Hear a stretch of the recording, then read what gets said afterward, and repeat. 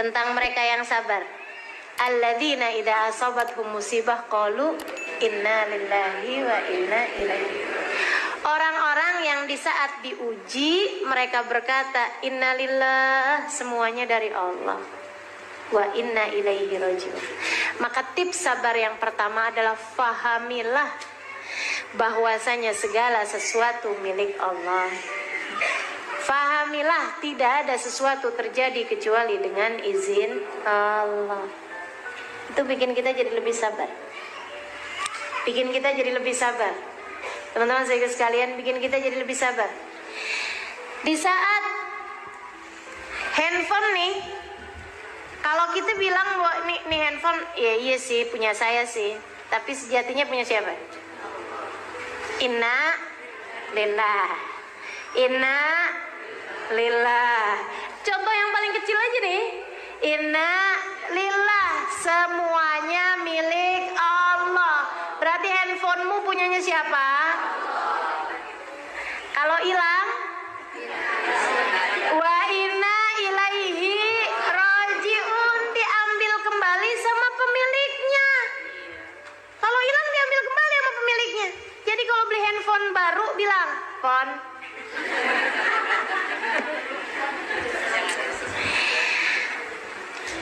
aku adalah milik Allah dan engkau pun milik Allah. Akan ada waktu kebersamaan kita sampai pada waktu batas yang ditentukan oleh Allah." Kan gitu ya? Aku menjadi milikmu dan kamu menjadi milikku. Tapi pada batas waktu yang ditetapkan oleh Allah. Semoga kita dapat bersama-sama dalam kebaikan. Handphone maksudnya.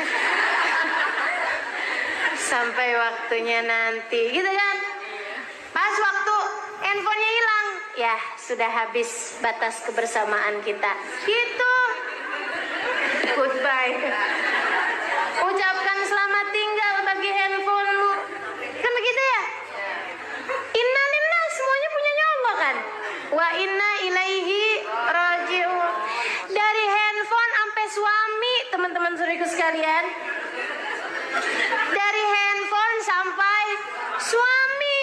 Suamimu punyamu? Bukan, dia adalah miliknya Allah.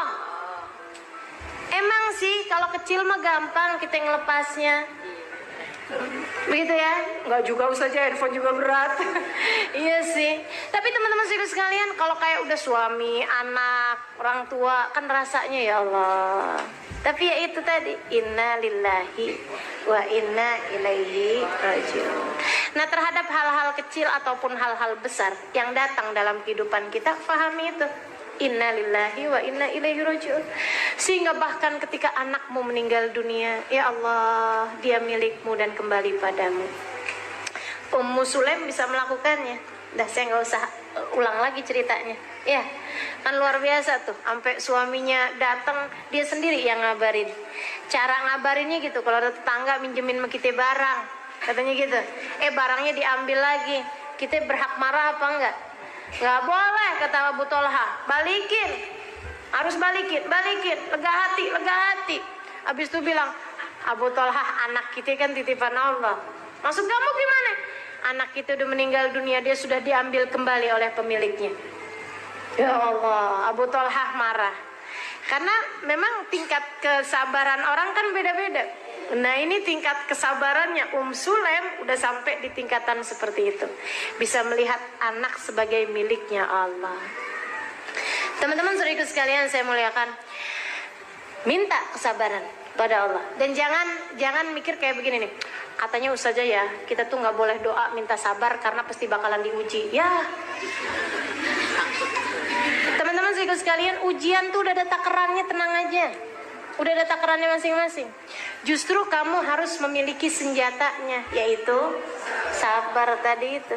Kalau kita pahami segala sesuatu milik Allah, seapa-apanya nggak bakalan sampai depresi. Menurutmu yang depresi ketika ditinggal oleh anaknya, sampai kemana-mana dia bawa guling. Anakku pedang guling. Karena anakku udah meninggal dunia, pikirannya nggak kuat nih buat apa namanya nerimanya. Teman-teman sekalian yang nggak bisa menerima kenyataan kemudian jadi gila, menurutmu kenapa? Kalau bukan karena disebabkan tidak adanya kesabaran atau kurangnya kesabaran yang mereka punya. Jadi pilihannya mau an sabar, mau an gila. Mau an sabar, mau an gila. Sabar. Nah kalau kemudian kita mau sabar, fahamilah tidak ada yang kamu miliki sejatinya. Semuanya adalah miliknya Allah. Semuanya adalah miliknya Allah Subhanahu wa ta'ala. Maka ucapkan itu kepada suamimu, tapi saat dia lagi tidur aja. Gitu ya. Kalau dia lagi melek, bang, kamu adalah miliknya Allah, bang. Saat aku kehilanganmu, bang. Jangan gitulah. Jangan gitu ya. Oh, berarti kamu udah siap kehilangan saya. Baiklah. Anak-anakmu miliknya Allah Subhanahu wa ta'ala, teman-teman saudaraku sekalian. Apapun, rumahmu miliknya Allah, hartamu miliknya Allah. Enggak ada yang milikmu sejatinya, enggak ada. Harta yang sungguh-sungguh menjadi milikmu adalah yang kau makan menjadi kotoran, yang kau pakai menjadi usang, dan yang kau sedekahkan di jalan Allah. Itu yang tersisa pahalanya kelak di hari akhirat. Itu yang benar-benar milik kita sejatinya. Maka perbanyak yang menjadi milikmu. Maksudnya bukan perbanyak beli baju ya, perbanyak makan, bukan. Maksud saya perbanyak yang akan sungguh-sungguh sejatinya menjadi milikmu kelak di hari akhirat. Itu perbanyaklah bersedekah. Saudaraku sekalian yang saya muliakan, sebab yang dimakan akan ada hisabnya, yang dipakai akan ada hisabnya. Satu-satunya yang menjadi milik kita sesungguhnya di hari akhirat adalah yang kita sedekahkan di jalan Allah. Saudaraku sekalian, pahami segala sesuatu miliknya Allah. Itu akan lebih memudahkanmu untuk bisa sabar. Untuk lebih memudahkan untuk bisa sabar. Apapun kejadian-kejadian ini nggak akan terjadi kecuali dengan izin Allah. Iya apa enggak? Iya apa enggak? Teman-teman saudaraku sekalian, nih anakmu lagi jalan, kemudian ini agak berat banget nih ya. Ada seorang teman cerita sama saya, sampai sempat agak-agak goyah, dan saya memaklumi dalam artian kita sebagai seorang hamba. Kenal saya orangnya. Saudaraku sekalian, dia lagi jalan, dia punya anak umur 3 tahun. 3 tahunan. Dia keluar rumah, lupa kunci pintu. Dia nggak tahu kalau anaknya ngikutin dia. Nyebrang jalanan, rumahnya pas di pinggir jalanan besar, jalanan Pantura tuh. Dia lagi lewat kayak begitu, anaknya ngikutin. Dia sih waktu lewat kan nyebrang kanan kiri, liatin kanan kiri. Ada masih jauh kayaknya gitu kan. Dia keburu tuh nyebrang. Dia nyebrang, pas kemudian dia mendengar suara teriakan, dia menoleh, anaknya tertabrak kontainer di belakangnya persis. Teman-teman saudaraku sekalian yang saya muliakan, hentakan-hentakan dalam kehidupan yang seperti itu. Seorang sahabat saya yang lain, sahabat deket saya sama dia, luar biasa kedekatan saya sama dia. Dia cerita tentang ujian dalam kehidupannya. Anaknya meninggal dunia karena kena air panas. Teman-teman saudaraku sekalian yang saya muliakan, di usia sekitar 4-5 tahunan. Tahun berikutnya, tepat setahun berikutnya, anaknya yang lain kena air panas juga di rumah tetangga. Meninggal dunia juga, dikuburin di tempat yang bersebelahan, masuk rumah sakitnya bisa di kamar yang sama, di rumah sakit yang sama, dengan dokter yang sama, di tahun yang sama, di bulan yang sama, di tanggal yang sama. Ujian dalam kehidupan, teman-teman saudariku sekalian. Perlu iman, perlu pemahaman makna inna lillahi wa inna ilaihi rajiun. Kalau tidak kamu gila, kalau tidak kamu depresi. Saudariku sekalian yang saya muliakan, siapa yang tahan terhadap ujian-ujian yang semacam itu? Kecuali orang-orang yang beriman. Kecuali orang-orang yang beriman. Sekali lagi, kecuali orang-orang yang beriman. Kecuali orang-orang yang sabar, yang faham makna inna lillahi wa inna ilaihi rajiun. Sampai di tahun-tahun begitu habis dapat ujian seperti itu, tiap tahun. Setiap datang bulannya, dia pasti akan telepon saya, Ustazah, datang tanggalnya, Ustazah, siapa lagi yang mau meninggal? Sampai begitu. Saya bilang nggak ada yang akan diambil, udah cukup, nggak akan ada yang diambil. Kamu kembaliin kepada Allah, banyakin sedekah, banyakin doa sama Allah, nggak akan ada yang diambil. Sampai dia punya anak lagi kemudian, ya Allah Ustaz, tiap datang bulannya, apalagi pas waktu umurnya, ya Allah Ustaz, anak saya meninggal pas lagi umur segini. Saya bilang ada Allah. Nggak ada suatu terjadi kebetulan, nggak ada. Saudaraku sekalian, tahunan dia nggak bisa berurusan sama kompor, tahunan nggak bisa berurusan sama air panas. Kebayang traumanya seperti apa? Subhanallah. Saudaraku sekalian yang saya muliakan, emang dikirain orang kena air panas nggak melepuh-lepuh gitu badannya? Dan kebayang kayak apa rasanya kau melihat anakmu di usia 4 tahun lagi lucu-lucunya melepuh-lepuh badannya. Subhanallah. Ujian dalam kehidupan, saudariku sekalian yang saya muliakan, diperlukan kesabaran. Mau dinaikin derajat, mau kita lewati untuk membuatmu naik kelas. Itu yang namanya ujian dalam kehidupan. Jangan pernah bertanya, kenapa harus saya ya Allah? Sebab Allah bisa banget buat menjawab. Kenapa enggak, kata Allah. Kenapa enggak? Aku ingin menaikkanmu, aku ingin meninggikan derajatmu, dan biarkan aku melakukannya dengan caraku. Gak usah pengen ngatur-ngatur, aku Tuhan. Innama amruhu idza arada syai'an an yaqula lahu kun fayakun. Maka sabar. Itu yang pertama caranya, dengan faham bahwa pengendali kehidupan cuma satu, namanya Allah. Pemilik kehidupan cuma satu, namanya Allah. Maka kembalilah kepada Allah Subhanahu wa taala. Teman-teman saudaraku sekalian, pahami itu akan menjadikanmu menjadi lebih sabar. Itu satu tipsnya. Kemudian ini tips yang berat sekali nih ya. Latihan, butuh latihan. Berapa lama latihannya? Seumur hidup. Kan sabar gitu. Sabar tuh sekolahannya nggak ada sekolahannya, sekolahnya kehidupan. Batas waktunya sampai datang kematian. Saudara sekalian yang saya muliakan. Kemudian yang kedua, kita ingat. Saudara sekalian, badai pasti berlalu. Ujian itu juga udah ada takrannya. Ingetin kata Allah Subhanahu wa taala, "Wa man yatawakkal 'ala Allahi fa huwa hasbuh, innallaha balighu amri, qad ja'alallahu likulli syai'in qadra." Qad ja'alallahu likulli syai'in qadra. Ingetin itu. Qad ja'alallahu likulli syai'in qadra. Allah telah menjadikan segala sesuatu ada ukurannya. Allah sudah menjadikan segala sesuatu ada ukurannya. Teman-teman saudara sekalian, nggak ada ceritanya cuaca setiap hari terus-terusan panas. Nggak ada ceritanya hujan terus-terusan mengguyur Jakarta. Nggak ada ceritanya. Nggak ada ceritanya harinya seorang nelayan selalu di atas lautan badai terus-terusan. Nggak ada ceritanya. Nggak ada ceritanya orang hidup dari mulai hidup sampai meninggal dunia di usia 60 tahun, 50 tahun sakit terus-terusan. Nggak ada ceritanya. Pasti semuanya ada ukuran-ukurannya. Pasti semuanya ada waktu-waktunya. Hari ini hujan atau saat ini hujan, misalnya gitu ya. Pasti nanti akan ada waktunya reda. Hari ini lagi ada badai, pasti akan ada waktunya berhenti. Hari ini lagi sakit, pasti ada waktunya untuk sembuh, untuk sehat, ada waktunya sehat.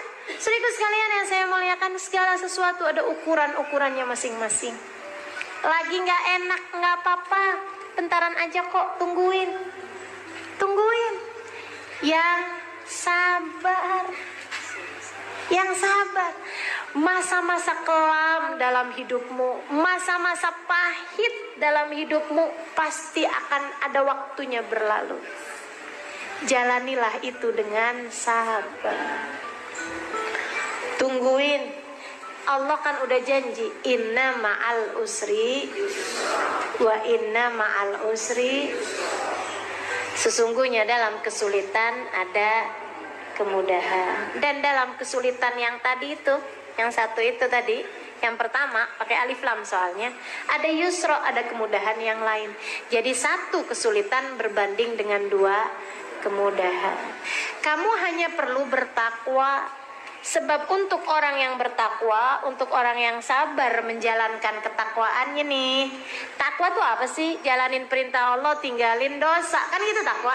Itu kan yang tadi saya sampaikan. Sabar itu untuk ngerjain taat harus sabar, untuk ninggalin dosa juga perlu sabar. Nah, orang yang bertakwa ini Allah udah janjiin, man yattaqillah yaj'al lahu makhraja wa yarzuqhu min haitsu la yahtasib. Untuk orang yang bertakwa, untuk setiap kesulitan pasti ada kemudahannya, gitu kan ya. Dan untuk setiap Allah akan beri jalan keluar bagi setiap kesulitannya, dan akan diberi rizki dari arah yang tidak dia sangka-sangka. Gitu. Tetaplah dalam jalan yang baik. Tetaplah dalam jalan yang baik. Tuh yang nggak sabar-sabar, suaminya lagi kepicut janda sebelah rumah. Kayaknya dia pakai nih. Ya udah, saya pakai juga. Itu namanya tidak sabar. Yang sabar, oh dia lagi kepengen begitu, tungguin aja, nggak apa-apa, biarin aja gitu, biarin, nggak apa-apa. Kalau ada hal yang kau mau kerjakan, bangunlah di waktu malam, angkatlah tanganmu. Ya Allah, mampukan suamiku menjalani ujian dalam kehidupannya dengan cara yang terbaik. Itu suaminya lagi diuji apa enggak? Lagi diuji, teman-teman saudaraku sekalian. Kuatin hatinya, angkat tanganmu, minta kepada Allah agar suamimu mampu melewati ujian dalam kehidupannya dengan cara yang paling indah. Begitu ya. Jadi jangan salah-salah buat keputusan. Ya Allah, sakit hati saya, balas ya Allah. Itu nggak sabar namanya, itu nggak sabar. Menurutmu yang sedang diuji kamu doang dengan punya suami yang mohon maaf berselingkuh itu. Suamimu lagi diuji juga dengan rasanya gitu ya. Begitu pesonanya luar biasa. Kayaknya cakep banget gitu kan si cewek itu. Memang ya sakit, teman-teman sekalian, ya ujian kan memang sakit semuanya. Ujian itu adalah cara bagi pandai besi untuk merubah besi menjadi pedang. Tukang besinya Allah Subhanahu wa taala, pandai besinya Allah Subhanahu wa taala. Besi-besinya kita nih lagi mau dirubah jadi pedang. Gimana caranya? Dipukul. Duh. Kemudian digosok, abis itu dibakar, abis itu dipukul lagi, abis itu digosok lagi, dibakar lagi, dipukul lagi. Itu kira-kira ada yang enak apa enggak? Dipukul enak enggak? Digosok enak enggak? Dibakar enak apa enggak? Enggak ada yang enak, teman-teman saudaraku sekalian. Tapi yang sabar itu adalah cara menjadikanmu pedang berkilau. Ya gitu, akan ada terus dalam kehidupan gitu ya. Habis lewat yang ini, ya udah alhamdulillah, kita jalanin lagi ntar yang ke depan, terus aja. Innallaha idza habba abdan ibtala. Jadi terus nih ustazah ujiannya nih ustazah, yang terus-terusan gitu juga enggak ya. Teman-teman saudara sekalian, hari engkau diuji dengan hari engkau tidak diuji, banyakkan hari yang kau enggak diuji. Kalau bicara tentang kesulitan, coba tuh antara hari kamu kesulitan sama hari kamu mudah dijalanin dengan baik, antara hari buruk sama hari menyenangkan gitu ya, banyakkan mana? Banyakkan hari menyenangkan seperti hari ini.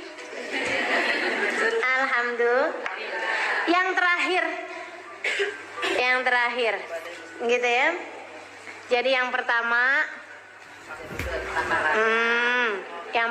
Allah semua kok yang uji, udah tenang aja, gitu ya. Semua punyanya Allah, Allah semua yang kasih ujian, Allah pengendali segala sesuatu. Yang kedua, udah ada takarannya, teman-teman sekalian.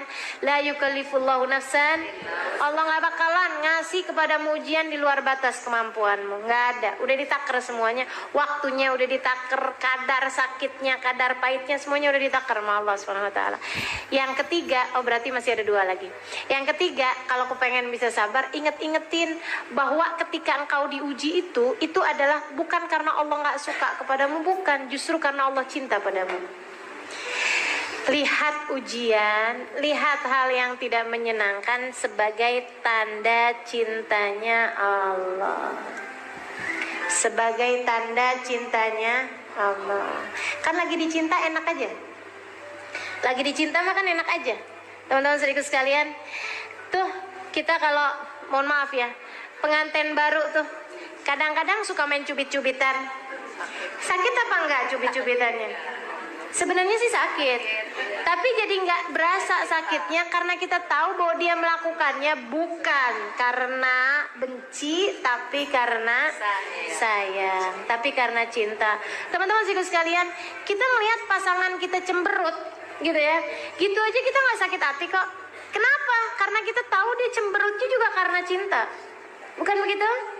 Maka saudaraku sekalian, fahamilah bahwa di saat engkau sedang diuji bukan karena Allah tidak cinta padamu, justru sebaliknya, itu adalah tanda cinta Allah Subhanahu Wa Taala padamu. Maka bersiaplah, bersabar. Gak apa-apa kalau lagi dikasih sakit, makasih ya Allah, tanda cintamu kan, aku akan menjalaninya dengan penuh kesabaran. Gitu. Kalau lagi dikasih matanya sakit atau apanya anggota tubuhnya ya sakit, alhamdulillah, makasih ya Allah, apapun yang kau tetapkan. Itulah makna kenapa Nabi setiap kali dapat ujian, Nabi Muhammad bilang alhamdulillah ala kulli hal. Cakep bener dah Nabi kita nih. Tiap kali diuji, Nabi ngomongnya apa? Alhamdulillah ala kulli hal. Makasih ya Allah atas setiap keadaan apapun yang kau bebankan kepada. Makasih atas keadaan apapun. Karena Nabi faham bahwasanya di saat dikasih hal yang tidak menyenangkan, itu adalah Allah sedang menundukkan tanda-tanda cintanya. Itu adalah surat-surat cinta yang Allah SWT sampaikan dalam kehidupan kita. Pahami itu. Teman-teman sekalian, hal terakhir, nah ini benar-benar terakhirnya. Yang pertama, pahami pengendalinya cuma satu adalah Allah. Yang kedua, udah ada takarannya masing-masing. Kemudian yang ketiga, tanda cinta dari Allah Subhanahu Wa Taala. Dan yang keempat, saudariku sekalian yang saya muliakan, fasbir li hukmi rabbika fa innaka bi a'yunina. Kata Allah kayak begitu. Fasbir li hukmi rabbik.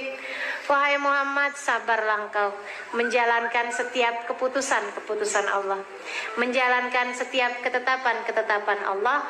Fa innaka bi a'yunina, sesungguhnya engkau berada dalam pandangan kami. Saudaraku sekalian, kalau kepengen sabar, fahamilah kamu sedang dilihat sama Allah. Emang ngaruh? Ngaruh banget. Saudaraku sekalian yang saya muliakan, kita tuh antara lagi diliatin sama orang, gak usah sama Allah ya, lagi diliatin sama orang sama lagi gak ada yang ngeliatin, mana yang lebih bisa bikin kita sabar? Pas lagi diliatin sama orang. Ini contoh terdekat ya, saya dengar ini dari seorang ustazah di kemarinan di Malaysia, Ustazah Nafisa Musa. Teman-teman sekalian, ada ibu-ibu nih ceritanya, udah janji waktu sebelum masuk ke mall, sebelum masuk ke supermarket, udah anaknya udah janji nih, kamu nggak mau beli apa-apa kan? Enggak, saya nggak mau beli apa-apa, saya cuma mau jalan-jalan doang sama mama. Iya baik. Seneng nih kita nih, bawalah kita masuk ke supermarket. Ya Allah, sampai di supermarket ngelihat ini kepengen, ngelihat itu nangis, ngelihat itu mau dibeliin. Rasanya janji kamu tuh mana gitu kan, mau marah kita setengah mati, tapi kan kita lihat-lihat nih mau marah. Tahu-tahu kita lagi mau cubit nih. Tadi kan bilangnya apa? Kamu katanya nggak mau beli.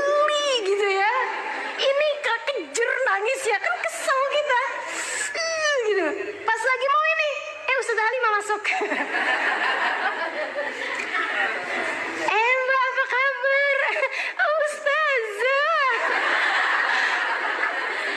Jadi nggak mau nyubit, jadi nggak mau marah, jadi nggak mau gitu, jadi nggak itu ya, begitu ngeliat saya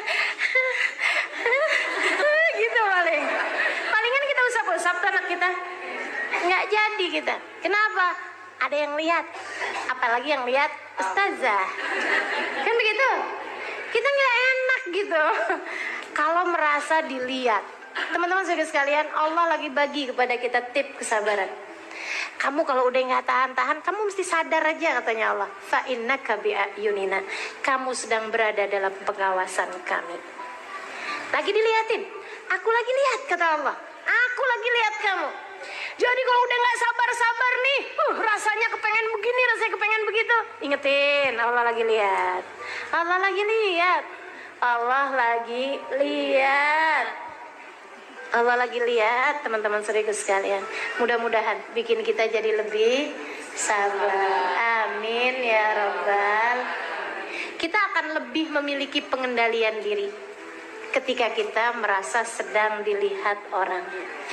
Bayangin kalau ada siaran televisi mau syuting kita, gitu ya, pakai kamera tersembunyi. Sehari bersama dirimu misalnya gitu ya, sehari bersama ibu-ibu pengajian. Kemudian kamu yang terpilih, hari ini kita akan liatin kamu terus-terusan ya gitu. Pokoknya dari kamu keluar rumah, kamu dalam rumah, kamu melakukan kegiatan-kegiatan, semuanya berada dalam pengawasan kami. Tuh hari kira-kiranya kayak gimana kita? Pasti tuh mau ngomong teratur. Kita hari itu pasti menjadi hari yang kita paling mengendalikan diri. Mau ngomong apa aja kita pikirin dulu, mau ngerjain apa aja kita pikirin dulu. Kita jadi hari yang paling sabar hari itu. Pengendalian diri dari emosi gitu ya. Dari apa tadi yang saya bilang, dari protesnya hati tuh dulu. Jangan nih, ntar tampilannya nggak bagus, ditonton orang seluruh dunia. Ya Allah, serem bener kan gitu ya. Nah itu teman-teman saudariku sekalian yang saya muliakan. Yuk, ini Allah udah bagi kepada kita triknya. Kalau kamu kepengen sabar, selalulah merasa bahwa engkau sedang berada dalam pengawasan kami, selalu berada dalam pandangan kami, insya Allah. Itu teman-teman saudariku sekalian, kajian kita pada hari ini mengenai kesabaran. Udah kita pelajarin sabarnya dalam 3 hal: sabar mengerjakan ketaatan, sabar meninggalkan dosa kemaksiatan, 3 sabar ketika diuji. Kemudian Allah SWT menjanjikan begitu banyak hal bagi orang-orang yang bersabar. Dan tips-tips untuk bisa merasakan kesabaran: yang pertama, faham bahwasanya pengendali kehidupan kita adalah Allah, pemilik segala sesuatu adalah Allah SWT. Kemudian yang kedua, faham bahwasanya ujian itu ada batasnya masing-masing, ada kadarnya, ada ukurannya. Nggak mungkin sepanjang hidup kamu susah terus-terusan, nggak mungkin. Semuanya udah diukur. La yukallifullahu nafsan illa wus'aha, qad ja'alallahu likulli syai'in qadra. Kemudian yang ketiganya, di saat diuji itu adalah merupakan tanda cinta Allah Subhanahu wa taala. Dan saudariku sekalian, milikilah kesabaran. Yang terakhirnya, dengan cara selalulah merasa berada dalam pengawasan Allah, dalam pandangan Allah Subhanahu wa taala. Amin ya rabbal alamin. Rabbana zalamna anfusana wa illam taghfir lana wa tarhamna lanakunanna minal khasirin. Rabbana atina fid dunya hasanah fil akhirati hasanah wa qina adzabannar. Da'wa fiha subhanakallahumma wa tahiyyatun fiha salam. Akhiru da'wana anil hamdulillahi rabbil alamin.